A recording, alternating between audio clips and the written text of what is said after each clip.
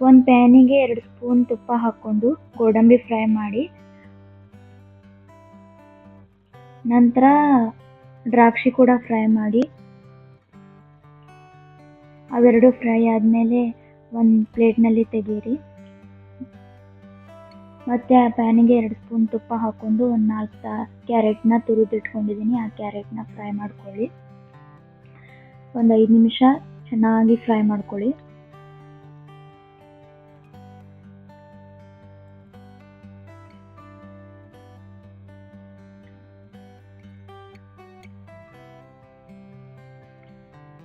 ನಾನು ಸ್ವಲ್ಪ ತುಪ್ಪ ಕಮ್ಮಿ ಹಾಕಿದ್ದೆ ಮುಂಚೆ, ಮತ್ತು ಸ್ವಲ್ಪ ತುಪ್ಪ ಹಾಕಿದ್ದೀನಿ. ಮತ್ತು 1 ಕಪ್ನಷ್ಟು ಹಾಲನ್ನ ಹಾಕೊಳ್ಳಿ.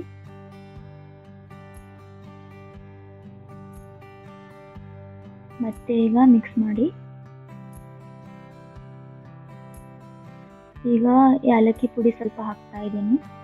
ಏಲಕ್ಕಿ ಪುಡಿ ಹೀಗೆ ಹಾಕಿದರೆ ಚೆನ್ನಾಗಿ ಫ್ಲೇವರ್ ಬರ್ತದೆ. ಮತ್ತು ಮಿಕ್ಸ್ ಮಾಡಿ.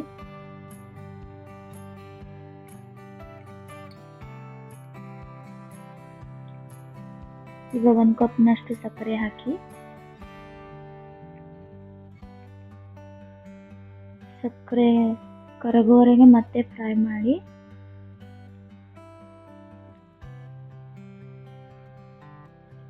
ಪದೇ ಪದೇ ಈ ಥರ ಫ್ರೈ ಮಾಡ್ತಾ ಇರಬೇಕು, ಅಂದರೆ ಕೆಳಗಡೆ ಹೊತ್ಕೊಳ್ಳಲ್ಲ. ಫ್ರೈ ಮಾಡಲಿಲ್ಲ ಅಂದರೆ ಕೆಳಗೆ ಹೊತ್ಕೊಂಡ್ಬಿಡುತ್ತೆ. ಚೆನ್ನಾಗಿ ಎಷ್ಟಾಗ್ತದೋ ಅಷ್ಟು ಫ್ರೈ ಮಾಡಿ.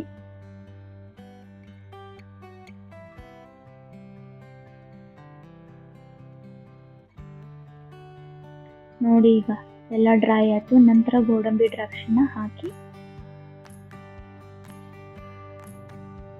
ಫ್ರೈ ಮಾಡಿದ್ಮೇಲೆ ಗೋಡಂಬಿ ದ್ರಾಕ್ಷಿ ಹಾಕಿ, ಈಗ ಬಾದಾಮ್ ಸ್ವಲ್ಪ ಹಾಕಿ.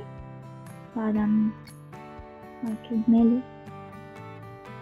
ಕ್ಯಾರೆಟ್ ಹೇಗಾಗಿದೆ ಅಂತ ಕಮೆಂಟ್ ಮಾಡಿ. Thank you, bye.